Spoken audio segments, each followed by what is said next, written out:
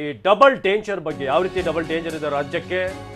ರೂಪಾಂತರಿ corona virus danger danger danger. ಶರವೇಗದ virus ಇದು. ಯಾಕಂದ್ರೆ ಇದು ಸ್ಪ್ರೆಡ್ ಆಗುವಂತ ರೀತಿ ಇದೆಯಲ್ಲ, ಅದ್ರ ವೇಗ ಬಹಳ ಹೆಚ್ಚಾಗಿದೆ. ಮತ್ತೆ ಮತ್ತೆ ನಿರ್ಲಕ್ಷ್ಯ ಮಾಡಿದ್ರೆ ಆಪತ್ತು ಕಟ್ಟಿಟ್ಟ ಬುತ್ತಿ. ಶರವೇಗದ ವೈರಸ್ ಇದು. ಹೈ ಸ್ಪೀಡ್ ಕೊರೋನಾ ಬಗ್ಗೆ ಮೈ ಮರೆತರೆ ನಿಮ್ಗೆ ಆಪತ್ತು ಗ್ಯಾರಂಟಿ. ಒಬ್ಬರಿಂದ ಒಬ್ಬರಿಗೆ ಶರವೇಗದಲ್ಲಿ ಹರಡುತ್ತೆ ಈ ವೈರಸ್. ಹರಡುವಂತ ವೇಗ ಈಗ ಆತಂಕ ಹೆಚ್ಚಿಸ್ತಾ ಇರೋದು. ಯಾಕಂದ್ರೆ ಹಿಂದೆ ಇದ್ದಂತ ವೈರಸ್ ವೇಗ ಏನಿತ್ತು ಅದೇ ವೇಗವಾಗಿತ್ತು, ಆದ್ರೆ ಇದು ಅದನ್ನು ಕೂಡ ಮೀರಿಸುವಂತ ರೀತಿಯಲ್ಲಿ ಸ್ಪ್ರೆಡ್ ಆಗ್ತಾ ಇದೆ. ರೂಪಾಂತರ ವೈರಸ್ನ ವೇಗ ಅತಿ ವೇಗದಲ್ಲಿ ಆಕ್ರಮಿಸಿಕೊಳ್ಳುತ್ತೆ. ಅದಕ್ಕೋಸ್ಕರ ನಾವು ಸಾಮಾಜಿಕ ಅಂತರ, ಮಾಸ್ಕ್ ಗಳನ್ನು ಹಾಕೊಳ್ಳಿ, ಕೈಗಳನ್ನು ಸ್ಯಾನಿಟೈಸ್ ಮಾಡ್ಕೊಳ್ಳಿ ಅಂತ ಪದೇ ಪದೇ ಹೇಳ್ತಾ ಇರುವಂತಹ ವಿಚಾರ ಅದೇನೆ. ರೂಪಾಂತರಿ ವೈರಸ್ ಮೊದಲಿಗಿಂತ ಹೆಚ್ಚು ಶಕ್ತಿಶಾಲಿ, ಆದ್ರೆ ಇದರ ಪರಿಣಾಮ, ಲಕ್ಷಣ, ತೀವ್ರತೆ ಇದೆಲ್ಲವೂ ಕೂಡ ಮೊದಲಿನಂತೆ ಇರುತ್ತೆ, ಆದ್ರೆ ಬಹಳ ವೇಗವಾಗಿ ಹರಡುತ್ತೆ. ಈ ಕೊರೋನಾ ಒಬ್ಬರಿಗೆ ಬಂದ್ರೆ 20 ಜನರಿಗೆ ಹರಡುತ್ತೆ. ಅತಿ ವೇಗದಲ್ಲಿ ಹರಡುತ್ತೆ ರೂಪಾಂತರಿ ವೈರಸ್. ಮನೆಯಲ್ಲಿ ಒಬ್ಬರಿಗೆ ಬಂದ್ರೆ ಇಡೀ ಫ್ಯಾಮಿಲಿಗೆ ಬೇಗ ಹರಡುತ್ತೆ. ಕಳೆದ ಬಾರಿ ನಾವು ನೋಡಿದ್ವಿ, ಫ್ಯಾಮಿಲಿಯಲ್ಲಿ ಒಬ್ಬರಿಗೆ ಬಂದ್ರೆ ಎಲ್ಲರಿಗೂ ಕೂಡ ಒಂದೇ ಇದೆ ಅನ್ನೋ ರೀತಿಯಾಗಿರ್ಲಿಲ್ಲ. ಫ್ಯಾಮಿಲಿಯಲ್ಲಿ ಒಬ್ಬರಿಗೆ ಬರ್ತಾ ಇತ್ತು, ಉಳಿದಂತವರು ಬಚಾವಾಗಿರ್ತಾ ಇದ್ರು. ಆದ್ರೆ ಈಗಿರುವಂತಹ ವೈರಸ್ ಏನಿದೆ, ಒಬ್ಬರಿಗೆ ಬಂದ್ರೆ ಎಂಟೈರ್ ಫ್ಯಾಮಿಲಿ, ಅದೇ ರೀತಿಯಾಗಿ ಒಂದು ಕಾಲೇಜ್ಗೆ ಬಂದ್ರೆ ಸ್ಟೂಡೆಂಟ್ಸ್, ಇಡೀ ಕ್ಲಾಸ್ಗೆ. ನಾವು ಈ ಬಗ್ಗೆ ಚರ್ಚೆ ನಡೆಸ್ತಾ ಇದ್ವಿ. ಡಾಕ್ಟರ್ ಚೇತನ್ ಅವರು, ಈಗ ಈ ವೇಗದ ಬಗ್ಗೆ ನಾವು ಮಾತಾಡ್ಬೇಕು. ಯಾಕಂದ್ರೆ ಹಿಂದೆ ಇದ್ದಂತ ಕೇಸ್ಗಳನ್ನು ನೀವು ಗಮನಿಸಿರ್ತೀರಿ, ಅದರ ಒಂದು ಸ್ಪ್ರೆಡ್ ಆಗುವಂತ ರೀತಿ ಯಾವ ರೀತಿ ಆಗಿತ್ತು ಅಂತ. ಬಟ್ ಇಲ್ಲಿ ಒಂದು ಫ್ಯಾಮಿಲಿಗೆ ಬಂದ್ರೆ ಎಂಟೈರ್ ಫ್ಯಾಮಿಲಿಗೆ ಬರ್ತಾ ಇದೆ. ಹೋದ ಬಾರಿ ನಾವು ಹಲವಾರು 5 ಜನ ಇದ್ದಿದ್ದ ಫ್ಯಾಮಿಲಿ ಒಬ್ರಿಗೆ ಬರ್ತಾ ಇತ್ತು, ಉಳಿದಂತವ್ರು ನೆಗೆಟಿವ್ ಬರ್ತಾ ಇತ್ತು. ಸೊ ಯಾಕೆ ವ್ಯತ್ಯಾಸ ಅಂತ? ಅದಕ್ಕೆ ನಾನು ಫ್ಲೋ ಚಾರ್ಟ್ ಅಲ್ಲಿ ಕ್ಲೀನ್ ಆಗಿ ಎಕ್ಸ್ಪ್ಲೈನ್ ಮಾಡಿದ್ದೀನಿ ಅದ್ರ ಬಗ್ಗೆ. ಎಕ್ಸ್ಪೋಸ್ ಆದವ್ರೆಲ್ಲರಿಗೂ ಇನ್ಫೆಕ್ಷನ್ ಬರಲ್ಲ, ಇನ್ಫೆಕ್ಷನ್ ಬಂದವರೆಲ್ಲಾನು ಸಿವಿಯರ್ ಆಗಿ ಮಾಡರೇಟ್ ಸಿವಿಯರ್ ಸಿಕ್ನೆಸ್ ಹೋಗಲ್ಲ, ಹಾಸ್ಪಿಟಲ್ ಬೇಕಾಗಿಲ್ಲ. ಆ ಸತ್ಯ ಫಸ್ಟ್ ಅರ್ಥ ಮಾಡ್ಕೋಬೇಕು. ಮೋಸ್ಟ್ ಇಂಪಾರ್ಟೆಂಟ್ ಪಾಲಿಸೀಸ್ ಎಲ್ಲ ಅರ್ಥ ಮಾಡ್ಕೋಬೇಕು. That is what I am telling, symptomatic approach. ಇದನ್ನ ನಾನು ಕಳೆದ ಜುಲೈ ಆಗಸ್ಟ್ ಇಂದನೂ ಮಾತಾಡ್ತಾ ಬರ್ತಿದ್ದೀನಿ. ಎಲ್ಲೋ ಒಂದ್ ಕಡೆ ಅದು ಇನ್ನೂ ಮನಸ್ಸಲ್ಲಿ ದಾಟಿಲ್ಲ ಜನರಿಗಾಗ್ಲಿ ಯಾರಿಗೇ ಆಗ್ಲಿ. ಸೊ ಲಾಸ್ಟ್ ಟೈಮ್ ಡೆತ್ಸ್ ಯಾಕೆ ಜಾಸ್ತಿ ಆಯ್ತು ಹೇಳಿ? ಮೈಲ್ಡ್ ಎಸಿಂಪ್ಟಮೆಟಿಕ್ ಕೇಸಸ್ ನಾವು ತಂದಿ ಅಡ್ಮಿಟ್ ಮಾಡಿ ರಿಯಲ್ ಸಿಕ್ ಕೇಸಸ್ಗೆ ಬೆಡ್ ಸಿಗ್ದಂಗೆ ಆಯ್ತು. ಎಷ್ಟೊಂದು ಜನ ಡಾಕ್ಟರ್ಸ್ ಸತ್ತಿದ್ದಾರೆ ಬೆಡ್ ಸಿಗ್ದಂಗೆ. ಯಾಕೆ? ಆ ಫಿಯರ್, ಮೈಲ್ಡ್ ಎಸಿಂಪ್ಟಮೆಟಿಕ್ ಸ್ಪ್ರೆಡ್ ಮಾಡ್ತಾರೆ ಅಂತ. ಇಲ್ಲಿ ಜನರದ್ದು ಜವಾಬ್ದಾರಿ.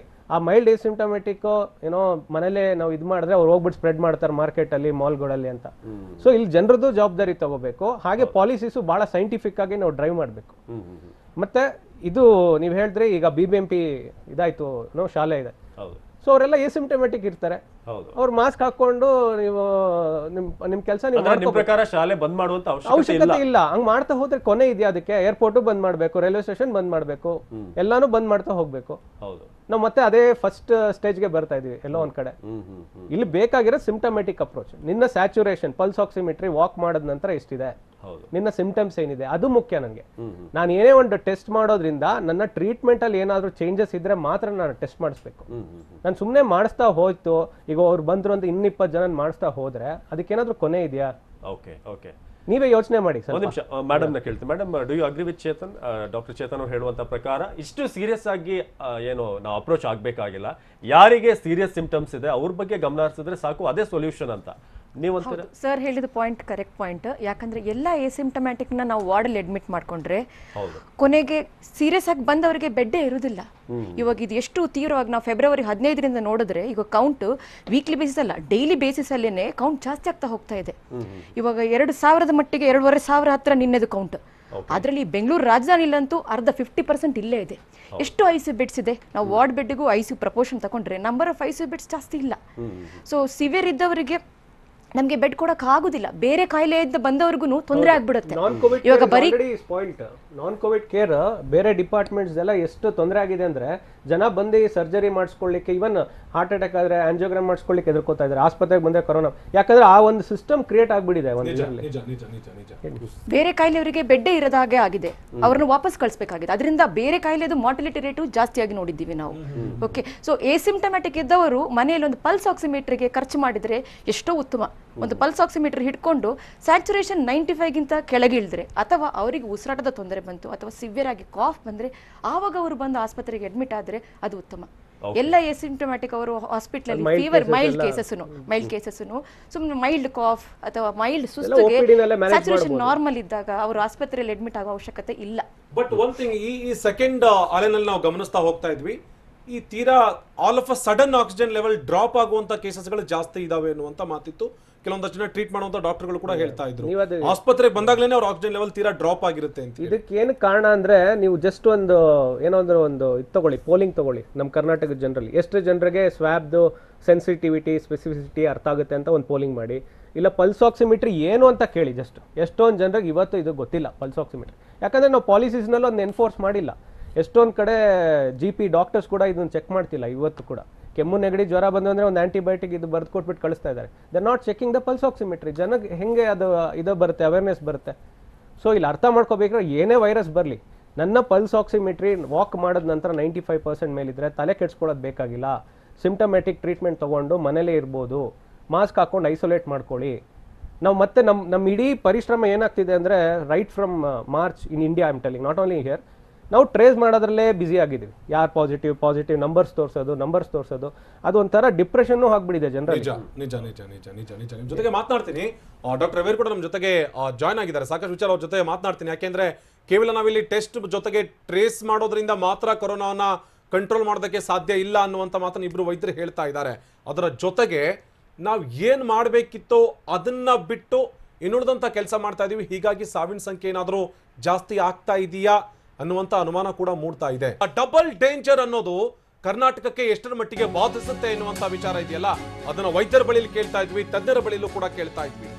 ಎರಡನೇ ಅಲೆಯ ಅಬ್ಬರದ ನಡುವೆ ICU ವಾರ್ಡ್ಗಳು ಫುಲ್ ಆಗ್ತಾ ಇದಾವೆ. ದಿನದಿಂದ ದಿನಕ್ಕೆ ಹೆಚ್ಚಾಗ್ತಾ ಇದೆ ICU ಸೇರಿರುವಂತಹ ಸಂಖ್ಯೆ. ICU ಸೇರುವಂತಹವರ ಸಂಖ್ಯೆ ದಿನದಿಂದ ದಿನಕ್ಕೆ ಜಾಸ್ತಿ ಆಗ್ತಾ ಇದೆ. ICU ಸೇರಿದ ಸೋಂಕಿತರು ಎಷ್ಟು ಜನ ಇದ್ದಾರೆ ಅಂತೇಳಿ ಗಮನಿಸ್ತಾ ಹೋದ್ರೆ, ಎರಡನೇ ಅಲೆಯಲ್ಲೇನಾದ್ರೂ ರೋಗದ ಲಕ್ಷಣ ಸಿವಿಯರ್ ಆಗಿದೆಯಾ? ಎರಡನೇ ದಾಳಿ ಆರಂಭವಾದ ನಂತರ ICUಗಳು ಕಂಪ್ಲೀಟ್ ಆಗಿ ಫುಲ್ ಆಗಿದ್ದಾವೆ. ದಿನದಿಂದ ದಿನಕ್ಕೆ ಕೊರೋನಾ ಸೋಂಕಿತರ ಸಂಖ್ಯೆ ಜಾಸ್ತಿ ಆಗ್ತಾ ಇದೆ. ಯಾವಾಗ ಕೊರೋನಾ ಸೋಂಕಿತರ ಸಂಖ್ಯೆ ಜಾಸ್ತಿ ಆಗ್ತಾ ಹೋಗ್ತಾ ಇದೆಯೋ, 150 ಸೋಂಕಿತರು ಸದ್ಯ ICU ಬೆಡ್ ನಲ್ಲಿ ಚಿಕಿತ್ಸೆಯನ್ನ ಪಡಿತಾ ಇದ್ದಾರೆ. ಸದ್ಯ ಲಭ್ಯವಿರುವಂತಹ ಸರ್ಕಾರಿ ಆಸ್ಪತ್ರೆಗಳಲ್ಲಿ ICU ಬೆಡ್ ನ ವ್ಯವಸ್ಥೆಯನ್ನ ಮಾಡಿಕೊಳ್ಳಲಾಗಿದೆ ಸೋಂಕಿತರಿಗೆ. ವಿಕ್ಟೋರಿಯಾ, KC ಜನರಲ್ ಆಸ್ಪತ್ರೆ, ರಾಜೀವ್ ಗಾಂಧಿ ಆಸ್ಪತ್ರೆ ಸೇರಿದಂತೆ ಇನ್ನುಳಿದಂತಹ ಸರ್ಕಾರಿ ಆಸ್ಪತ್ರೆಯಲ್ಲಿ, ಜಯನಗರದ ಸರ್ಕಾರಿ ಆಸ್ಪತ್ರೆಯಲ್ಲಿ ICU ಬೆಡ್ ನ ವ್ಯವಸ್ಥೆಯನ್ನ ಮಾಡಿಕೊಳ್ಳಲಾಗಿದೆ. 150 ಜನ ಈಗಲೂ ಕೂಡ ICUನಲ್ಲಿ ಚಿಕಿತ್ಸೆಯನ್ನ ಪಡಿತಾ ಇದ್ದಾರೆ. ಡಾಕ್ಟರ್ ಚೇತನ್ ಅವರೇ, ಇಲ್ಲಿ ಗಮನಿಸ್ತಾ ಇದ್ವಿ, ಇರುವಂತ ICUಗಳು ಆಲ್ಮೋಸ್ಟ್ ಆಲ್ ಫುಲ್ ಆಗುವಂತ ಹಂತಕ್ಕೆ ಬಂದು ತಲುಪಿದೆ. ಇಂಥ ಸಂದರ್ಭದಲ್ಲಿ ಜನ ಚಿಕ್ಕ ಪುಟ್ಟ ಸಮಸ್ಯೆಗೂ ಕೂಡ ಆಸ್ಪತ್ರೆಗೆ ಬರ್ತಾ ಹೋದ್ರೆ ಇನ್ನು ಜನರಲ್ ಬೆಡ್ಗಳು ಕೂಡ ಖಾಲಿ ಆಗೋದಕ್ಕೆ ಶುರು ಆಗುತ್ತೆ. ನಮ್ಮ ಅಪ್ರೋಚ್ ಯಾವ ರೀತಿ ಆಗಿರಬೇಕು, ನಾವು ಎಷ್ಟರ ಮಟ್ಟಿಗೆ ಪ್ರಿಪೇರ್ ಆಗಿರಬೇಕು ಅಂತ? ಅದೇ ನಾನು ಹೇಳ್ತಾ ಇದ್ದೀನಲ್ಲ, ಬೇಗ ತೋರಿಸ್ಕೋಬೇಕು. ಪಲ್ಸ್ ಆಕ್ಸಿಮೆಟ್ರಿ ಬಗ್ಗೆ ನೀವು ಅರಿವು ಮೂಡಿಸ್ಬೇಕು, ಎಲ್ಲ ಮಾಧ್ಯಮದವರು, ಇನ್ಕ್ಲೂಡಿಂಗ್ ನ್ಯಾಷನಲ್ ಮೀಡಿಯಾ. ನಾನು ಹೇಳ್ತಾ ಇರೋದು ಬರೀ ಸ್ವ್ಯಾಬ್ ಟೆಸ್ಟ್ ಮಾಡಿ ಅಂತ ಅದನ್ನೊಂಥರ ಡ್ರೈವಿಂಗ್ ಲೈಸೆನ್ಸ್ ರೇಂಜಿಗೆ ತೊಗೊಂಬಂದ್ಬಿಟ್ಟಿಟ್ಟಿದ್ದಾರೆ. ಅದೆಲ್ಲ ಸ್ವ್ಯಾಬ್ ಟೆಸ್ಟ್ ಎಲ್ಲ ಬೇಕಾಗಿರೋದು. ನನ್ನ ಸ್ಯಾಚುರೇಷನ್ ಡ್ರಾಪ್ ಆದರೆ ನಾನು ಬೇಗ ತೋರಿಸ್ಕೋಬೇಕು, ಆ್ಯಂಟಿವೈರಲ್ ತೊಗೋಬೇಕು, ಇದೆಲ್ಲ ಮಾಡಬೇಕು. ಸ್ವ್ಯಾಬ್ ರಿಪೋರ್ಟ್ ಬರಲಿ ಅಂತ ನಾನು ಟೈಮ್ ವೇಸ್ಟ್ ಮಾಡೋದಲ್ಲ. ಮತ್ತು ಅಥಾರಿಟೀಸು ಇದನ್ನ ಅರ್ಥ ಮಾಡ್ಕೋಬೇಕು. It's very high time. Policies ದಯವಿಟ್ಟು ಸೀನಿಯರ್ ಪಲ್ಮನಾಲಜಿಸ್ಟ್ ಕೈಲೇ ಮಾಡಿಸ್ಬೇಕು ಇನ್ಮೇಲೆ. I am telling, I have respect for all others. But ಇಲ್ಲಿ ಎಲ್ಲೋ ಒಂದು ಕಡೆ ಟೆಕ್ನಿಕಲ್ ಆಸ್ಪೆಕ್ಟಿಗೆ ಬಂದರೆ, ಪ್ರಾಕ್ಟಿಕಲ್ ಆಸ್ಪೆಕ್ಟ್ ಬಂದರೆ, ಸೈಂಟಿಫಿಕ್ ಆಸ್ಪೆಕ್ಟ್ ಬಂದರೆ, ದಯವಿಟ್ಟು ಸೀನಿಯರ್ ಯಾರು ಶ್ವಾಸಕೋಶ ತಜ್ಞರಿದ್ದಾರೆ ನಮ್ಮ ರಾಜ್ಯದಲ್ಲಿ, ಅವ್ರ ಸಲಹೆ ಅಭಿಪ್ರಾಯಗಳನ್ನ ತಗೊಂಡೇ ಏನೇ ಒಂದು ಇಂಪಾರ್ಟೆಂಟ್ ಡಿಸಿಷನ್ಸ್ ತಗೋಬೇಕು. ಇಲ್ಲದಿದ್ದಲ್ಲಿ ಈ ಸಮಸ್ಯೆ ಮತ್ತೆ ನಾವು ಅದೇ ಬರ್ತಾ ಇದೀವಿ, ಮತ್ತೆ ಲಾಸ್ಟ್ ಇಯರ್ ಥರನೇ ಬರ್ತಾ ಇದೀವಿ. ಆಲ್ರೆಡಿ ಫಸ್ಟ್ ಲಾಕ್ಡೌನ್ದು ಹ್ಯಾಂಗ್ ಓವರ್ನಲ್ಲಿ ಇನ್ನೂ ದೇಶ ಸುಧಾರಿಸ್ಕೊಂಡಿಲ್ಲ. ಆ್ಯಂಡ್ ಎಸ್ಪೆಷಲಿ ನನಗೆ ತುಂಬ ಬೇಜಾರಾಗೋದೇನು ಅಂದರೆ, ನಮ್ಮ ಗೌರ್ಮೆಂಟ್ ಹಾಸ್ಪಿಟಲ್ ನರ್ಸಸ್ ಎಷ್ಟು ಕಷ್ಟಪಟ್ಟಿದ್ದಾರೆ. ಇವತ್ತು ಅವ್ರು ಇನ್ನೂ ಫಸ್ಟ್ ಫೆಟಿಗೆ ಅವ್ರಿಗೆ ಇದಾಗ್ತಿಲ್ಲ. ಈಗ ಇಷ್ಟು ICU ಬೆಡ್ಸ್ ಆದರೆ ಅವ್ರು ಹೆಂಗೆ ನೋಡ್ಕೋಬೇಕು, ಅವರ ಒಂದು ಫ್ಯಾಮಿಲಿ, ಅವರ ಒಂದು ಸೇಫ್ಟಿ ಎಲ್ಲನೂ ಇದಾಗುತ್ತೆ. ಸೊ ಬಹಳ ಒಂದು ಡಿಪ್ರೆಷನ್ಗೆ ಹೋಗ್ತಾರೆ, ಎಸ್ಪೆಷಲಿ ನರ್ಸಸ್ ಆಗಲಿ. ನಾನು ಹೇಳೋದಂದರೆ ಡಾಕ್ಟರ್ಸ್ಗಿಂತ ನರ್ಸಸ್ ತುಂಬ ಕಷ್ಟಪಟ್ಟಿದ್ದಾರೆ ಈ ಕೋವಿಡ್ನಲ್ಲಿ. ಯಾಕಂದರೆ ಪೇಷಂಟ್ಸ್ ಹತ್ರ ನಿರಂತರವಾಗಿ ಕಾಂಟ್ಯಾಕ್ಟಲ್ಲಿ ಇರೋದವರು.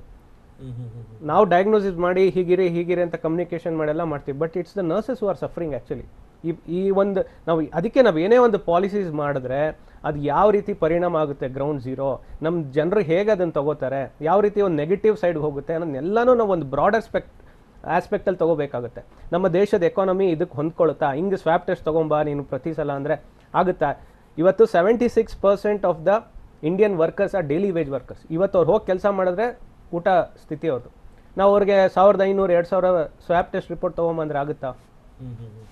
ಫಸ್ಟ್ ಆಫ್ ಆಲ್ ಅದು ಬೇಕಿಲ್ಲ. ಅದು ಇಲ್ಲಿ ಏನು ಅಂದರೆ ಇದು ಒಂಥರ ಸ್ವ್ಯಾಬ್ ಟೆಸ್ಟ್ ಕಿಟ್ಸ್ ಕಂಪನಿಗೆ ಲಾಭ ಆಗ್ತಿದೆ ಅಷ್ಟೇ. ಇದು ಚೇತನ್ ಅವ್ರ, ಈಗ ನೀವು ಹೇಳ್ತಾ ಇದ್ರೆ ಒಂದು ಪಲ್ಸ್ ಆಕ್ಸಿಮೀಟರ್ ಇಂದ ಒಂದು ಸೊಲ್ಯೂಷನ್ ಇದೆ ಅಂತ. ಆದ್ರೆ ತಾಂತ್ರಿಕ ಸಮಿತಿಯಲ್ಲಿ ದೊಡ್ಡ ದೊಡ್ಡ ಡಾಕ್ಟರ್ಗಳಿದ್ದಾರೆ, ರೆಪ್ಯೂಟೆಡ್ ಪೀಪಲ್ ಇದ್ದಾರೆ. ಅವ್ರಿಗೊಂದು ಈ ಸಣ್ಣ ಆಕ್ಸಿಮೀಟರ್ನ ವಿಚಾರ ಗೌರ್ಮೆಂಟ್ಗೆ ತಿಳಿಸಿಲ್ಲ ಅಂತ ಅನ್ಸುತ್ತಾ, ಅಥವಾ ಗೌರ್ಮೆಂಟ್ ಅದನ್ನ ಅಕ್ಸೆಪ್ಟ್ ಮಾಡ್ಕೊಳ್ತಾ ಇಲ್ವೋ? ಇಲ್ಲಿ ಅದೇ ಸೀನಿಯರ್ ಪಲ್ಮನಾಲಜಿಸ್ಟ್ ಡ್ರೈವ್ ಮಾಡಬೇಕು ಈ ಪ್ಯಾನಲ್ನ. ನಮ್ಮ ಯಾರು ಡಾಕ್ಟರ್ಸ್ ಇದ್ದಾರೆ, ಶಶಿಭೂಷಣ್ ಇದ್ದಾರೆ, ಸತೀಶ್ ಸರ್ ಇದ್ದಾರೆ, ಎಲ್ಲ ಇದ್ದಾರೆ ಸೀನಿಯರ್ಸ್. ಅವ್ರು ಡ್ರೈವ್ ಮಾಡಬೇಕು. ಅವ್ರು ಡ್ರೈವ್ ಮಾಡೋಕ್ಕೆ ಸ್ಟಾರ್ಟ್ ಆದರೆ ಖಂಡಿತ ಇದೆಲ್ಲ ಚೇಂಜ್ ಆಗುತ್ತೆ. I am dam sure. I have discuss with them. ನಾನು ಈ ಫ್ಲೋ ಚಾರ್ಟ್ ತರಬೇಕಾದ್ರೂ ಕೂಡ ನಾನು ಅವ್ರ ಹತ್ರ ಎಲ್ಲ ಡಿಸ್ಕಸ್ ಮಾಡೇ ತಂದಿರೋದು. ನಮ್ಮ ದೇಶದ ಡೈನಮಿಕ್ಸ್, ನಮ್ಮ ಜನರಿಗೆ ಏನು ಸೆಟ್ ಆಗುತ್ತೆ ಅನ್ನೋದು ಒಂದು ಪ್ರಾಕ್ಟಿಕಲ್ ಸಿಂಪಲ್ ಫ್ಲೋ ಚಾರ್ಟ್ ತಂದಿರೋದು. ಈಗ ನೀವು BVMP ಸ್ಕೂಲ್ನ ಹೇಳಿದ್ರೆ ಅದು ಸ್ಫೋಟ ಆಗಿದೆ ಹಾಗೆ ಹೇಗೆ ಅಂತ, ಏನಾಗಿದೆ? ಸಿಂಪ್ಟಮ್ಯಾಟಿಕ್ ಇರ್ತಾರೆ. What will happen? 7 ದಿವಸದಲ್ಲ it's self limiting viral disease. ಬೇರೆಯವ್ರಿಗೆ ಹಬ್ಬಿಸ್ತಾರೆ. ಅದಕ್ಕೆ ಮಾಸ್ಕ್ ಹಾಕೊಳಕ್ ಹೇಳಿ. ನೀವು ಅವ್ರನ್ನ ತಂದ್ಬಿಟ್ಟು ಐಸೋಲೇಟ್ ಮಾಡೋದು, ಅಡ್ಮಿಟ್ ಮಾಡೋದು ಸ್ಟಾರ್ಟ್ ಮಾಡೋದು, ಸ್ಟಿಕ್ಕರ್ ಆವಾಗ ಅವ್ರಿಗೆ ಏನಾಗುತ್ತೆ, ಏನಪ್ಪ ಮಾಡ್ತಿದ್ದಾರೆ, ನಂಗೆ ಏನೂ ಆಗ್ತಿಲ್ಲ, ಇವ್ರು ಯಾಕೆ ಹಿಂಗೆಲ್ಲ ಮಾಡ್ತಿದ್ದಾರೆ ಅನ್ಸುತ್ತೆ. ಸೊ ನಾವು ಸೈನ್ಸ್ ಹರಡೋಣ, ಭಯ ಹರಡ್ಸೋದು ಬೇಡ, ಸೈನ್ಸ್ ಹರಡೋಣ. ನೋಡಪ್ಪ ಹಿಂಗೆ ನೀನು ಸಿಂಪ್ಟಮ್ಯಾಟಿಕ್ ಇದೆಯಾ, 7 ದಿವಸ ನೀನು ಬೇರೆಯವ್ರಿಗೆ ಹರಡಿಸ್ಬೋದು, ಮಾಸ್ಕ್ ಹಾಕೋ, ಇನ್ನೇನು ಬೇಕಾಗಿಲ್ಲ. ಹಂಗೇನೋ ಸಿಂಪ್ಟಮ್ಸ್ ಬಂದರೆ ನಿನಗೆ ಸಿಂಪ್ಟಮ್ಯಾಟಿಕ್ ಟ್ರೀಟ್ಮೆಂಟ್ ತಗೋ, ಒಂದು OPD ವಿಡಿಯೋ ಕಾಲ್ ಮೂಲಕ, ಅಷ್ಟೇ ಬೇಕಾಗಿರೋದು. ನಾವು ಒಂದು ಬೇರೆ ರೀತಿಲಿ ತಗೊಳ್ತಾ ಹೋದ್ರೆ ಅದು ಕೊನೆನೇ ಇಲ್ಲ. ನೀವು ಟೆಸ್ಟ್ ಮಾಡ್ತಾ, ನೀವು ಮೆಜೆಸ್ಟಿಕ್ ಬಸ್ ಸ್ಟ್ಯಾಂಡಲ್ಲಿ ನಿಂತ್ಕೊಂಡು ಇವಾಗ ಟೆಸ್ಟ್ ಮಾಡ್ತಾ ಹೋಗಿ ತುಂಬಾ ಜನ ಪಾಸಿಟಿವ್ಸ್ ಬರ್ತಾರೆ. ಹಂಗಂತ ಅವ್ರೆಲ್ಲರೂ ಬೇಕಾ? ನಾಳೆ ದಿವಸ ನೀವು ಅವ್ರನ್ನ ಐಸೋಲೇಟ್ ಮಾಡಿ ಸಿಂಪ್ಟಮ್ಯಾಟಿಕ್ ಐಸೋಲೇಟ್ ಮಾಡಕ್ಕೆ ಸ್ಟಾರ್ಟ್ ಮಾಡ್ತೀರಾ ಅನ್ಕೊಳ್ಳಿ. ನಾಳೆ ಅವ್ನಿಗೆ ಊಟದ ಗತಿ ಏನೋ, ಅವ್ರು ಯಾರು ಮನೆಗೆ ಹೋಗಿ ತರಕಾರಿ ತಂದು ಕೊಡ್ತಾರೆ, ಹಣ್ಣು ಹಾಲು ತಂದು ಕೊಡ್ತಾರೆ. ನಾವು ಅದನ್ನೂ ಯೋಚನೆ ಮಾಡೋಣಲ್ಲ. ನಾವು ಯುರೋಪ್ US ತರ ರಾಷ್ಟ್ರದ ತರ ಇದೀವಾ? ಆ ತರ ಒಂದು ಎಕಾನಮಿ ಇದೆಯಾ ನಮ್ದು? ಸೊ ನಾನು ಅದಕ್ಕೆ ಆ ಫ್ಲೋ ಚಾರ್ಟ್ ತಂದಿರೋದು ನಮ್ಮ ದೇಶಕ್ಕೆ ತಂದಿರೋದು, ನಾನು WHO ತಂದಿಲ್ಲ. ನಿಜ. ಡಾಕ್ಟರ್ ವಿಜಯ್ ಅವರೇ, ಇಲ್ಲಿ ಡಾಕ್ಟರ್ ಚೇತನ್ ಹೇಳ್ತಾ ಇದ್ರು, ನಾವು ಎಷ್ಟರ ಮಟ್ಟಿಗೆ ಪ್ರಿಪೇರ್ ಆಗಿರ್ಬೇಕು ಅಂತ ಹೇಳಿದ್ರೆ, ಆಸ್ಪತ್ರೆಗೆ ಬರುವಂತವರು ತಮ್ಮ ಆರೋಗ್ಯದ ಗುಣಲಕ್ಷಣ ತಿಳ್ಕೊಂಡು ಅವ್ರು ಸಿವಿಯರ್ ಆಗಿದ್ದೀವಿ ಅಥವಾ ನಮಗೆ ಸಮಸ್ಯೆ ಆಗ್ತಿದೆ ಅಂತೇಳಿ ಆಸ್ಪತ್ರೆಗೆ ಬಂದ್ರು ಓಕೆ. ಎಲ್ಲರೂ ಬಂದು ಆಸ್ಪತ್ರೆಗೆ ಸೇರೋದಕ್ಕೆ ಶುರು ಆದ್ರೆ ಲಾಸ್ಟ್ ಟೈಮ್ ಬೆಡ್ ಸಿಗದೆ ಒದ್ದಾಡುವಂತ ಪರಿಸ್ಥಿತಿ ಆಗಿತ್ತಲ್ಲ, ಅದು ಈ ಬಾರಿ ಆಗುವಂತ ಸಾಧ್ಯತೆ ಇದೆ. ಯಾಕೆ ಅಂತ ಹೇಳಿದ್ರೆ ಕಳೆದ ಬಾರಿಗಿಂತ ಈ ಬಾರಿ ವೇಗವಾಗಿ ಹರಡ್ತಾ ಇದೆ ಕೊರೋನಾ ಅನ್ನುವಂತ ಮಾತಿದೆ. ಇಂಥ ಸಂದರ್ಭದಲ್ಲಿ ಜನ ಆಸ್ಪತ್ರೆಗೆ ಬರಬೇಕು ಅಂದ್ರೆ ಏನ್ ಮಾನದಂಡ ಇರಬೇಕು ಅಂತ? ಒಂದು ಪೇಷಂಟ್ ಎಜುಕೇಷನ್ ತುಂಬ ಇಂಪಾರ್ಟೆಂಟ್. ಮೈಲ್ಡ್ ಅಂದರೆ ಏನು, ಮಾಡ್ರೇಟ್ ಅಂದರೆ ಏನು, ಸಿವಿಯರ್ ಅಂದರೆ ಏನು, ಯಾವಾಗ ಅವರು ಆಸ್ಪತ್ರೆಯಲ್ಲಿ ಅಥವಾ ವೈದ್ಯರ ಸಲಹೆಯನ್ನು ಅವರು ಪಡಿಬೇಕು, ಯಾವ ಥರ ಸಿಂಪ್ಟಮ್ಸ್ ಲೈಕ್ ರೆಡ್ ಸೈನ್ಸ್ ಅಥವಾ ಅಲಾರ್ಮಿಂಗ್ ಸೈನ್ಸ್, ಅದನ್ನು ಎಜುಕೇಷನ್ ಮೂಲಕ ಅವರಿಗೆ ಪೇಷಂಟ್ಸಿಗೆ ತಿಳಿಸಿದರೆ ತುಂಬ ಒಳ್ಳೆಯದು. ಅಥವಾ ಅವ್ರಿಗೆ ಏನಾದರೂ ಡೌಟ್ ಇದ್ದರೆ ಈ ಕನ್ಸಲ್ಟೇಷನ್, ಟೆಲಿಕನ್ಸಲ್ಟೇಷನ್ ತುಂಬ ಇದೆ. ಪಲ್ಸ್ ಆಕ್ಸಿಮೀಟರ್ ಇಟ್ಕೊಂಡು ಸ್ಯಾಚುರೇಷನ್ ನೋಡಿಕೊಂಡು ಸಿಂಪ್ಟಮ್ಸ್ ಬಗ್ಗೆ ಡಾಕ್ಟರ್ ಜೊತೆಗೆ ಅವ್ರು ಟೆಲಿಕನ್ಸಲ್ಟೇಷನ್ ಮಾಡ್ಬೋದು.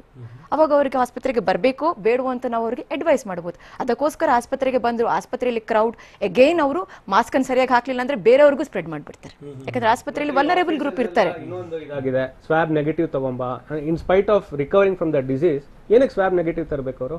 7 ದಿವಸ 10 ದಿವಸ ಆದ್ಮೇಲೆ ಅದು ಸ್ಪ್ರೆಡ್ ಆಗಿರುತ್ತೆ. ಅದೇನೋ ಬಂದ್ರು ಕೂಡ ಇಟ್ಸ್ ಎ ಡೆಡ್ ವೈರಸ್. ನೀವು ಅದೇ ಒಂದು ಭಯನ ಫಿಯರ್ಸ್ ಬಿಟ್ಬಿಟ್ಟು ಎಷ್ಟೋ ಆಫೀಸ್ಗಳಲ್ಲಿ ಬರ್ತಾರೆ, ನಂಗೆ ಸ್ವಾಬ್ ನೆಗೆಟಿವ್. ಏನಕ್ಕೆ ಬೇಕಪ್ಪ ನಿಂಗೆ ನೆಗೆಟಿವ್? ನಿನ್ಗೆ ಬಂದು ಹೋಯ್ತು, ಮುಗೀತು ಕತೆ. 7 ದಿವಸ 10 ದಿವಸ ಆಯ್ತು, ಅದರಲ್ಲೇ ಬದುಕ್ತಾ ಇರ್ತಾರೆ. ಮತ್ತೆ ಕೆಲವು ನ್ಯೂಸ್ ನೋಡಿ ನಂಗೆ ಸೆಕೆಂಡ್ ಸ್ಟ್ರೈನ್ ಬಂದ್ಬಿಡುತ್ತಾ ಅಂತ ಬದುಕ್ತಾರೆ. So it's a never ending topic. So ದಯವಿಟ್ಟು ಇಟ್ಸ್ ಅ ಹೈ ಟೈಮ್. ನಾನು ಹೇಳೋದು ಪಾಲಿಸೀಸ್ ಇಂದ ಹಿಡಿದು ಮೀಡಿಯಾ ಪರ್ಸನ್ ಎಲ್ಲರೂ ಕೂಡ ಸೈನ್ಸ್ನೇ ಹರಡಬೇಕು.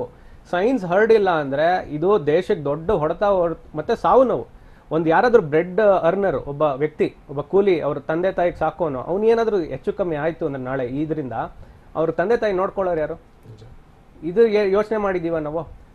ಇವತ್ತು ಆ ವ್ಯಕ್ತಿಗೆ ನಾವು ಸೈನ್ಸ್ ಹರಡಿಸಬೇಕು. ನೋಡಪ್ಪ ಹೀಗಿದೆ ಸಂಬಂಧಪಟ್ಟಾಗ ಇನ್ನೊಂದಷ್ಟು ಅಪ್ಡೇಟ್ ಲಭ್ಯವಾಗ್ತಾ ಇದೆ ಕೊರೋನಾ ವೈರಸ್ ವಿಚಾರವಾಗಿ. ಮಾರ್ಚ್ ನಿಂದ ಮತ್ತೆ ಶುರುವಾದಂತ ಕೊರೋನಾ ಅಪರ ಕಳೆದ ವರ್ಷ 2020ರಲ್ಲೂ ಕೂಡ ಇದೇ ತಿಂಗಳಲ್ಲಿ ಕೊರೋನಾದ ಸಂಖ್ಯೆಗಳು ಹೆಚ್ಚಾಗ್ತಾ ಹೋಯ್ತು, ಕೇಸ್ಗಳು ಹೆಚ್ಚಾದ. ಮತ್ತೊಮ್ಮೆ ಈ ವರ್ಷದಲ್ಲೂ ಕೂಡ ಇದೇ ತಿಂಗಳಲ್ಲಿ ಯಾಕೆ ಪರ್ಟಿಕ್ಯುಲರ್ಲಿ ಏನಾದ್ರೂ ರೀಸನ್ ಇದೆಯಾ? ಫೆಬ್ರವರಿ ತನಕ ಕಮ್ಮಿ ಆಗಿದ್ದಂತ ಸೋಂಕು ಮತ್ತೆ ಏರಿಕೆ ಕಾಣಿಸ್ತಾ ಇದೆ. ಕೊರೋನಾ ವೈರಸ್ ನಂಬರ್ನಿಂದ ಮತ್ತೆ ರಾಜ್ಯದಲ್ಲಿ ಆತಂಕ ಹೆಚ್ಚಾಗ್ತಾ ಇದೆ. ಯಾಕೆ ಮಾರ್ಚ್ ನಲ್ಲಿ ಕೇಸ್ಗಳು ಹೆಚ್ಚಾಗ್ತಿವೆ? ಕರ್ನಾಟಕದಲ್ಲಿ ಮತ್ತೆ ಶುರುವಾದಂತ ಕೊರೋನಾದ ರುದ್ರ ನರ್ತನ. ಮಾರ್ಚ್ ನಲ್ಲಿ ಸೋಂಕಿತರ ಸಂಖ್ಯೆ ತೀವ್ರವಾಗಿ ಹೆಚ್ಚಳ. ಫೆಬ್ರವರಿ ತಿಂಗಳಲ್ಲಿ ಕಡಿಮೆ ಆಗಿತ್ತು ಕೊರೋನಾ ಸೋಂಕಿತರ ಸಂಖ್ಯೆ, ಆದ್ರೆ ಈಗ ಮತ್ತೆ ಹೆಚ್ಚಾಗಿದೆ. ಯಾಕೆ ಮಾರ್ಚ್ ನಲ್ಲಿ ಈ ಪೀಕ್ ಕಡೆ ಹೋಗುವಂತ ಆರಂಭ ಆಗ್ತಿರೋದು ಯಾಕೆ? ಮಾರ್ಚ್ ಮೊದಲ ವಾರದಿಂದ ಕೊರೋನಾದ ಅಬ್ಬರ ಶುರುವಾಗಿದೆ. ಈ ತಿಂಗಳ ಮೊದಲ ವಾರದಿಂದಲೇ ಕೊರೋನಾದ ಸಂಖ್ಯೆ ನಿಧಾನಕ್ಕೆ ಏರುಗತಿಯನ್ನ ಕಾಣ್ತಾ ಹೋಯಿತು. ಫೆಬ್ರವರಿ ಅಂತ್ಯಕ್ಕೆ ಒಟ್ಟು ಸೋಂಕಿತರ ಸಂಖ್ಯೆ ಕೇವಲ 5,804 ಇತ್ತು. ಮಾರ್ಚ್ 25ಕ್ಕೆ ಅದು 18,000ಕ್ಕೆ ರೀಚ್ ಆಗಿದೆ. ಅಂದ್ರೆ ಲೆಕ್ಕ ಹಾಕಿ 5 18 ನಾವು ಈ ಬಗ್ಗೆ ಚರ್ಚೆ ಮಾಡ್ತಾ ಇದ್ವಿ. ಡಾಕ್ಟರ್ ವಿಜಯ್ ಪ್ರಭಾ ಅವ್ರನ್ನ ಕೇಳೋದಾದ್ರೆ ಮಾರ್ಚ್ ತಿಂಗಳು ಕಳೆದ ವರ್ಷ ಕೂಡ ಒಂದು ನಿಧಾನಕ್ಕೆ ಆ ಪೀಕ್ ಬಾರ್ ಏರ್ತಾ ಹೋಯ್ತು. ಮತ್ತೊಮ್ಮೆ ಇದೇ ವರ್ಷ ಮತ್ತೆ ಮಾರ್ಚ್ ನಲ್ಲೇ ಏರ್ತಾ ಇದೆ. ಪರ್ಟಿಕ್ಯುಲರ್ ರೀಸನ್ ಇದೆಯಾ ಈ ತಿಂಗಳಲ್ಲಿ ಹೆಚ್ಚಾಗೋದಕ್ಕೆ? ಪರ್ಟಿಕ್ಯುಲರ್ ರೀಸನ್ ಹೇಳಕ್ಕೆ ಕಷ್ಟ. ಯಾಕಂದ್ರೆ ಒಂದು ಲಾಕ್ಡೌನ್ ರಿಲ್ಯಾಕ್ಸ್ ಆದ್ಮೇಲೆ, ಲಾಕ್ಡೌನ್ ನಿಲ್ಸಿದ್ಮೇಲೆ ಜನ ನಾರ್ಮಲ್ ಆಗಿ ನಿಧಾನಕ್ಕೆ ನಾರ್ಮಲ್ ಲೈಫಿಗೆ ಬರಕ್ ಶುರು ಮಾಡಿದ್ರು. ಫಂಕ್ಷನ್ಗಳು ಜಾಸ್ತಿ ಆಯ್ತು, ಜನ ಸಂಗಣಿ ಅಥವಾ ಗ್ಯಾದರಿಂಗ್ಗಳು ಜಾಸ್ತಿ ಆಗ್ತಾ ಬಂತು. ಓಕೆ, ಸ್ಲೋಲಿ ಅದರಿಂದ ಮಾಸ್ಕ್ ಧರಿಸೋದನ್ನು ಕೊರೋನಾ ಅಂದ್ರೆ ರಿಲ್ಯಾಕ್ಸ್ ಆಗ್ಬಿಟ್ರು. ಮಾಸ್ಕ್ ಧರಿಸೋದನ್ನು ಮರ್ತು ಬಿಟ್ರು, ರೂಲ್ಸ್ನ ಮರ್ತು ಬಿಟ್ರು, ನಾರ್ಮಲ್ ಆಗಿ ಲೈಫ್ ಲೀಡ್ ಮಾಡ್ಕೊಂಡು ಹೋದ್ರು. ಸೊ ಅದರಿಂದ 5 ತಿಂಗಳ ಗ್ಯಾಪ್ ಇಂದ ಅದು ನಿಧಾನಕ್ಕೆ ಜಾಸ್ತಿ ಆಗ್ತಾ ಇದೆ ಅಂತ ನಾವು ಹೇಳ್ಬೋದು. ಮೇನ್ ನೋಡಿ, ನೀವು ಟೆಸ್ಟಿಂಗ್ ಜಾಸ್ತಿ ಮಾಡ್ತಾ ಹೋದ್ರೆ ಪಾಸಿಟಿವ್ಸ್ ತೋರಿಸುತ್ತೆ. ನಾನು ಅದೇ ಹೇಳಿದ್ನಲ್ಲ, ಇವತ್ತು ನೀವು ಹೋಗಿ ನಿಂತ್ಕೊಂಡು ಮೆಜೆಸ್ಟಿಕ್ ಬಸ್ ಸ್ಟ್ಯಾಂಡ್ ಅಲ್ಲಿ ಟೆಸ್ಟ್ ಮಾಡಿದ್ರೆ ತುಂಬಾ ಜನ ಹಂಗಂತ ಸ್ಫೋಟ ಆಗೋಯ್ತಾ ಮೆಜೆಸ್ಟಿಕ್ ಬಸ್ ಸ್ಟ್ಯಾಂಡ್ ಅಲ್ಲಿ? ಸಿ ದಟ್ಸ್ ವಾಟ್, ಅದೇ ನಾನು ಹೇಳ್ತಾ ಇರೋದು. This where science comes into role. But ಒಳ್ಳೆ ಪಾಯಿಂಟ್ ಹೇಳ್ತಾ ಇದ್ದಾರೆ ಮೇಡಮ್. ಲಾಕ್ ಡೌನ್ ನಾವು ತೆಗೆದಾದ್ಮೇಲೆ ಜನ ಓಡಾಡ್ತಾ ಇದ್ದಾರೆ, ಎಲ್ಲಾ ಚಟುವಟಿಕೆಗಳು ಕೂಡ ವಾಪಸ್ ಆರಂಭ ಆಗಿದೆ. ಇಂಥ ಸಂದರ್ಭದಲ್ಲಿ ನಾವು ಕಟ್ಟುನಿಟ್ಟಾಗಿರ್ಬೇಕಿತ್ತು, ಸ್ವಲ್ಪ ಮೈ ಮರ್ತಿದೀವಿ ಹಂಗಾಗಿ. ಬಟ್ ಇದೇ ಬಿಹೇವಿಯರ್ ಮುಂದುವರಿತಾ ಹೋದ್ರೆ ಬಹಳ ಕಷ್ಟ. ವ್ಯಾಕ್ಸಿನ್ ತಗೊಂಡಿದ್ದೀವಿ, ವ್ಯಾಕ್ಸಿನ್ ಬಂದ್ಬಿಡ್ತು, ಸೊ ಕೊರೋನಾ ಹೋಗ್ತಾ ಇದೆ, ವ್ಯಾಕ್ಸಿನ್ ಬರ್ತಾ ಇದೆ ಅಂತ ಜನರಿಗೆ ಒಂಥರ ಫಾಲ್ಸ್. ವ್ಯಾಕ್ಸಿನ್ ತಗೋಬೇಕು, ಆದ್ರೆ ವ್ಯಾಕ್ಸಿನ್ ತಕೊಂಡ್ರು ಅವರು 3 ಥಿಂಗ್ಸ್ ನ ಫಾಲೋ ಮಾಡ್ಲೇಬೇಕು. Vaccine is like a car seat belt, ಅದು ಅರ್ಥ ಮಾಡ್ಕೋಬೇಕು. ಎಲ್ಲರೂ ಕಾರ್ ಸೀಟ್ ಬೆಲ್ಟ್ ಹಾಕೊಂಡೇ ಓಡಿಸ್ಬೇಕು. ಕಾರ್ ಸೀಟ್ ಬೆಲ್ಟ್ ಹಾಕೊಳ್ಳಿ, ಹಂಗೆ ನೀವು ಈ ಸಿಂಪ್ಟಮೆಟಿಕ್ ಅಪ್ರೋಚ್ ಫಾಲೋ ಮಾಡಿ. That is important. ನಾನು ವ್ಯಾಕ್ಸಿನ್ ತಗೊಂಡ್ಬಿಟ್ಟೆ, ನನಗೆ ಬರಲ್ಲ, ನನಗೆ ಯಾಕೆ ಬಂತು ಅಂತ ಎಲ್ಲ ಇದು ಮಾಡ್ತಾ ಕೂರೋದು, ಟೈಮ್ ವೇಸ್ಟ್ ಮಾಡೋದು, ಅದೇ ಆಗೋದು. ಬಟ್ ನಾವು ಯಾವ ಹಂತದಲ್ಲಿ ಇದೀವಿ ಅಂತ ಹೇಳಿದ್ರೆ ಸದ್ಯಕ್ಕೆ ಯಾವ್ದನ್ನು ಕ್ಲೋಸ್ ಮಾಡೋ ಹಂತದಲ್ಲಿ ಇಲ್ಲ. ಯಾಕೆಂದ್ರೆ ಕಳೆದ ಬಾರಿ ಆದಂತ ಲಾಕ್ ಡೌನ್ ಇಂದಾನೆ ಹೊರಗಡೆ ಬರೋದಕ್ಕೆ ಸಾಧ್ಯ ಆಗಿಲ್ಲ. ಈಗ ಮತ್ತೆ ನಾವೇನಾದ್ರೂ ಲಾಕ್ ಡೌನ್ ಹೇರಿಕೆಯ ಭಯ ಶುರು ಆಗ್ತಿದೆ. ಕೆಲವೊಂದು ಜನ ಸಚಿವರು ಕೂಡ ಮಾತಾಡುವಂತ ಸಂದರ್ಭದಲ್ಲಿ ಅದೇ ಮಾತನ್ನು ಹೇಳ್ತಾ ಇದ್ರು. ಬೆಂಗಳೂರಿನಲ್ಲಿ ಶಾಲಾ ಮಕ್ಕಳಿಗೂ ಕೂಡ ಒಕ್ಕರಿಸ್ತಾ ಇದೆ ಕೊರೋನಾ. 8, 9ನೇ ಕ್ಲಾಸ್ ಬಂದ್ಗೆ ಸಲಹೆ ಬಂದಿದೆ. ಬಿಬಿಎಂಪಿ ವ್ಯಾಪ್ತಿಯ 8, 9ನೇ ಕ್ಲಾಸ್ ಬಂದ್ಗೆ ಸಲಹೆ ಬಂದಿರೋದು. ಕ್ಲಾಸ್ ಬಂದ್ ಮಾಡುವಂತೆ ಸರ್ಕಾರಕ್ಕೆ ಬಿಬಿಎಂಪಿ ವರದಿ ಸಾಧ್ಯತೆ. ಈ ಸೂಚನೆಯನ್ನ ಆಯುಕ್ತರು ನೀಡ್ತಾರೆ. ಏನು ಶಾಲೆಗಳಿಗೆ ಆಯುಕ್ತರು ನೀಡುವಂತದ್ದಿದೆ. ಮೊದಲು ಬಿಬಿಎಂಪಿಗೆ ವರದಿ ನೀಡಲಿರುವಂತಹ ವಿಶೇಷ ಆಯುಕ್ತ, ಬಿಬಿಎಂಪಿ ವಿಶೇಷ ಆಯುಕ್ತ ಶಂಕರ್ ರೆಡ್ಡಿ ವರದಿ ನೀಡಿದ್ದಾರೆ. 8 ಮತ್ತು 9ನೇ ಕ್ಲಾಸ್ ಬಂದ್ಗೆ ಸಲಹೆ. ಬೆಂಗಳೂರಿನಲ್ಲಿ ಶಾಲಾ ಮಕ್ಕಳಿಗೂ ಕೂಡ ಒಕ್ಕರ್ತಿದೆ ವೈರಸ್. ಸಾಮಾನ್ಯವಾಗಿ ಶಾಲೆಗಳು ಅಂತಂದಾಗ ಒಂದಷ್ಟು ಜನರಿಗೆ ವೈರಸ್ ಬಂದಾಗ, ಪಾಸಿಟಿವ್ ಬಂದಾಗ ಅವ್ರು ಬೇರೆಯವರಿಗೆ ಸ್ಪ್ರೆಡ್ ಮಾಡಬಹುದು ಅನ್ನೋದು ಆತಂಕ ಇದ್ದೇ ಇರುತ್ತೆ. ಕ್ಲಾಸ್ ಬಂದ್ ಮಾಡುವಂತೆ ಸರ್ಕಾರಕ್ಕೆ ಬಿಬಿಎಂಪಿ ವರದಿ ಸಾಧ್ಯತೆ.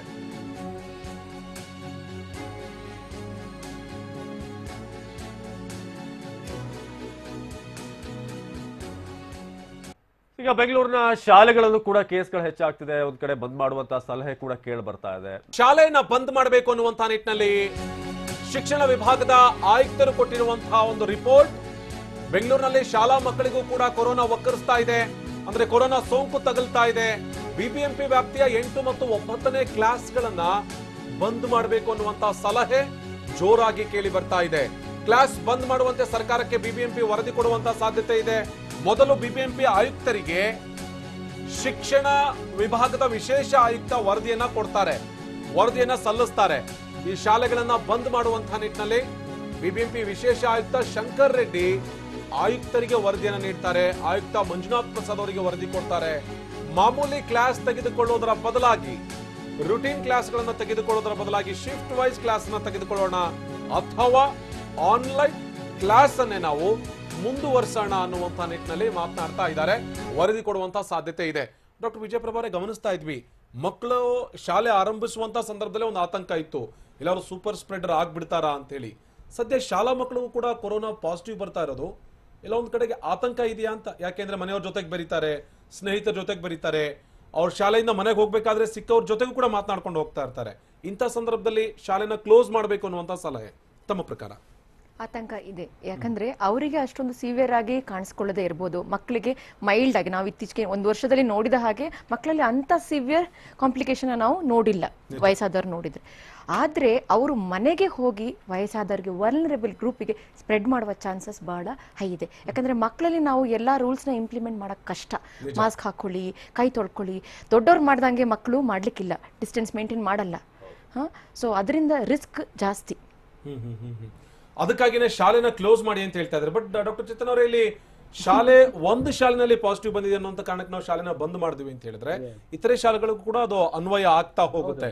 ಇಲ್ಲಿ ಶಾಲೆನ ಯಾಕೆ ಬಂದ್ ಮಾಡಬೇಕು ಅಂತ ಹೇಳಿ ಹೇಳ್ತಾ ಇದ್ದಾರೆ ಅಂತ ಹೇಳಿದ್ರೆ ಅವರೇ ಸೂಪರ್ ಸ್ಪ್ರೆಡ್ ಆಗುವಂತ ಆತಂಕ ಕೂಡ ಇದೆ. ಹೌದು, ಸೂಪರ್ ಸ್ಪ್ರೆಡರ್ಸ್ ಖಂಡಿತ ಹೌದು. ಎಷ್ಟೊಂದು ಜನ ಈಗ ಇನ್ಫೆಕ್ಟ್ ಆಗಿ ಬಂದಿರೋರು ಏನಾದ್ರು ಇದಾದಾಗ ಅಡ್ಮಿಟ್ ಆದಾಗ ಅವ್ರು ಹೇಳೋದು ಮನೇಲಿ ಮಕ್ಳಿದಾರೆ ಸರ್, ಏನಾದ್ರೂ ಆಗ್ಬಿಡುತ್ತಾ? ಫಸ್ಟ್ ಕ್ವಶನ್ ಕೇಳ. It's the other way. ಮಕ್ಕಳಿಂದ ನಿಮ್ಗಾಗಿರೋದು, ಮಕ್ಕಳು ಇರೋದ ಸೂಪರ್ ಸ್ಪ್ರೆಡರ್ಸ್. ಅವರು ಇದುವರೆಗೂ ಯಾರು ಒಂದು ICU ನಲ್ಲಿ ನೋಡಿಲ್ಲ ಮಗುನ.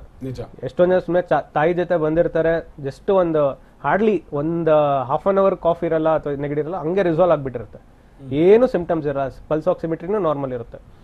It's the other way. ಮಕ್ಕಳು ಏನು ಆಟ ಆಡ್ಕೊಂಡ್ ಬರ್ತಾರೆ ಅಥವಾ ಬೇರೆ ಅವರಿಂದ ಸೂಪರ್ ಸ್ಪ್ರೆಡ್ ಆಗಿ ಮನೇಲಿ ಇರೋ ವಲ್ನರಬಲ್ ಗ್ರೂಪ್ ಇದಾಗುತ್ತೆ. So it's not the other way. ನನಗ್ ಬಂತು ನನ್ನ ಮಗುಗೆ ಏನಾಗ್ಬಿಡುತ್ತೆ ಅನ್ನೋದಲ್ಲ. It's the other way. ಮಗುವಿಂದ ನನಗ್ ಬಂದಿದೆ.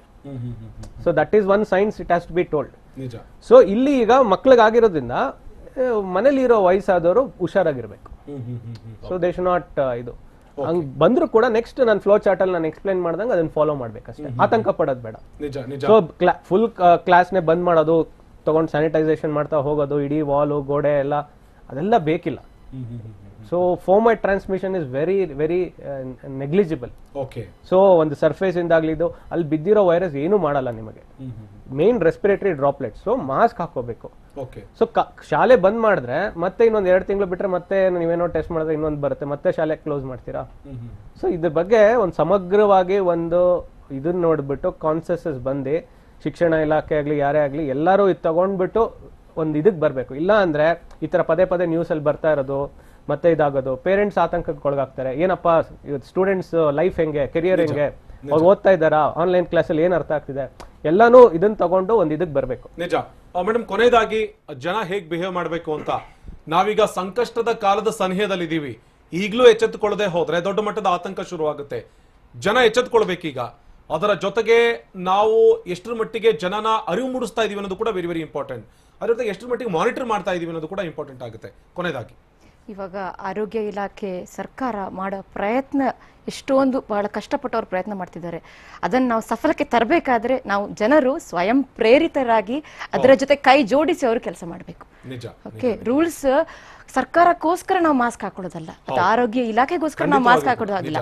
ನಮ್ಮ ಆರೋಗ್ಯಕ್ಕೋಸ್ಕರ, ನಮ್ಮ ಕುಟುಂಬವನ್ನು ರಕ್ಷಿಸ್ಲಿಕ್ಕೋಸ್ಕರ ನಾವು ಆ ರೂಲ್ಸ್ ನ ಫಾಲೋ ಮಾಡಬೇಕು. ನಿಜ ನಿಜ ನಿಜ. ಡಾಕ್ಟರ್ ಚೇತನ್ ಅವರೇ, ಕೊನೆಯದಾಗಿ ಮೇಡಮ್ ಹೇಳ್ತಾ ಇದ್ರು, ನಾವು ಸರ್ಕಾರ ಹೇಳಿದೆ ಅಂತ ಮಾಸ್ಕ್ ಹಾಕೊಳ್ಳೋದಲ್ಲ, ನಾವು ಮಾಸ್ಕ್ ಹಾಕೊಂಡು ನಾವು ಬಚಾವ್ ಆಗ್ಬೇಕು, ನಮ್ ಜೊತೆಗಿರೋರು ಬಚಾವ್ ಆಗ್ಬೇಕು, ನಮ್ಮ ಎದುರುಗಡೆ ಇರೋರು ಬಚಾವ್ ಆಗ್ಬೇಕು. ಇದು ಬೆಳಿಬೇಕು ಜನರಲ್ಲಿ. ಹೌದು, ಇದೆಲ್ಲ ಇದಾಗೋವರೆಗೂ ಖಂಡಿತ ಹಾಕೊಳ್ಳೇಬೇಕು. ಅಂಡ್ ಮೇನ್ ನಾನು ಸಿಂಪ್ಟಮೆಟಿಕ್ ಫ್ಲೋ ಚಾರ್ಟ್ ಏನಿದೆ ಅದನ್ನ ಫಾಲೋ ಮಾಡಬೇಕು. ಅಂಡ್ ಆದಷ್ಟು ಕೂಡ ಪಾಲಿಸೀಸ್ ಅಲ್ಲಿ ಹೆಚ್ಚು ಪ್ರಿಫರೆನ್ಸ್ ಇದಕ್ಕೆ ಕೊಡಬೇಕು ಹೊರತು not on the swab report. Thank you doctor Chetan ಅವರೇ, thank you doctor Vijaya Prabha ಅವರೇ, ಇಷ್ಟೊತ್ತು ಟಿವಿ ಜೊತೆ ಮಾತನಾಡಿದ್ರೆ. ಡಾಕ್ಟರ್ ಗಿರಿಧರ್ ಅವರೇ ಥ್ಯಾಂಕ್ ಯು. ಹಾಗೆ ಡಾಕ್ಟರ್ ರವಿ ಕೂಡ ನಮ್ಮ ಜೊತೆಗೆ ಜಾಯ್ನ್ ಆಗಿ ಸಾಕಷ್ಟು ವಿಚಾರವನ್ನ ವ್ಯಕ್ತಪಡಿಸಿದ್ರು. Thank you. ಇಲ್ಲಿ ಗಮನಿಸಬೇಕಾಗಿರೋದು, ಸರ್ಕಾರ ಇಲ್ಲಿ ನಿರ್ದೇಶನ ಕೊಡ್ತಾ ಇದೆ, ಸರ್ಕಾರ ಇಲ್ಲಿ ಸೂಚನೆ ಕೊಡ್ತಾ ಇದೆ, ಕೊನೆಗೆ ಮುಂದುವರೆದು ಸರ್ಕಾರ ಇಲ್ಲಿ ನಿಯಮನೇ ಜಾರಿಗೆ ಮಾಡಿದೆ. ಇಂಥ ಸಂದರ್ಭದಲ್ಲೂ ನಾವು ಎಚ್ಚೆತ್ತುಕೊಂಡು ಮಾಸ್ಕ್ ಹಾಕೊಳ್ಳೋದೇನೆ ಬೇಕಾಬಿಟ್ಟಿಯಾಗಿ ಓಡಾಡೋದಕ್ಕೆ ಶುರು ಮಾಡಿದ್ರೆ ಅಥವಾ ನಿರ್ಲಕ್ಷ್ಯ ವಹಿಸಿ ಬೇಜವಾಬ್ದಾರಿತನದಿಂದ ಓಡಾಡೋದಕ್ಕೆ ಶುರು ಮಾಡಿದ್ರೆ ಕೊನೆಯದಾಗಿ ಸಫರ್ ಆಗುವಂತವ್ರು ನಾವೇ. ಈ ಕಾರಣಕ್ಕಾಗಿ ಮುಂದಾದ್ರೂ ಮಾಸ್ಕ್ ಹಾಕೊಂಡು ನಾವು ಬಚಾವಾಗೋಣ, ನಮ್ಮ ಮನೆಯವ್ರನ್ನ ಬಚಾವ್ ಮಾಡೋಣ, ಅದರ ಜೊತೆಗೆ ಇಡೀ ಸಮಾಜನ ಬಚಾವ್ ಮಾಡಬೇಕಾಗಿರುವಂತ ಜವಾಬ್ದಾರಿ ನಮ್ಮ ಮೇಲಿದೆ. ಅದೇ ನಿಟ್ಟಿನಲ್ಲಿ ಸರ್ಕಾರ ಕೂಡ ಯಾವುದನ್ನ ಜಾರಿ ಮಾಡಿದಾರೋ ಅದು ಆಗ್ತಾ ಇದೆಯಾ ಇಲ್ವಾ ಅನ್ನೋದನ್ನ ಮಾನಿಟರ್ ಮಾಡಬೇಕಾದಂತಹ ಅವಶ್ಯಕತೆ ಇದೆ. ಇದು ಈ ಹೊತ್ತಿನ ವಿಶೇಷ. ನಿರಂತರ ಸುದ್ದಿಗಾಗಿ ನೋಡ್ತಾ ಇರಿ ಟಿವಿ9.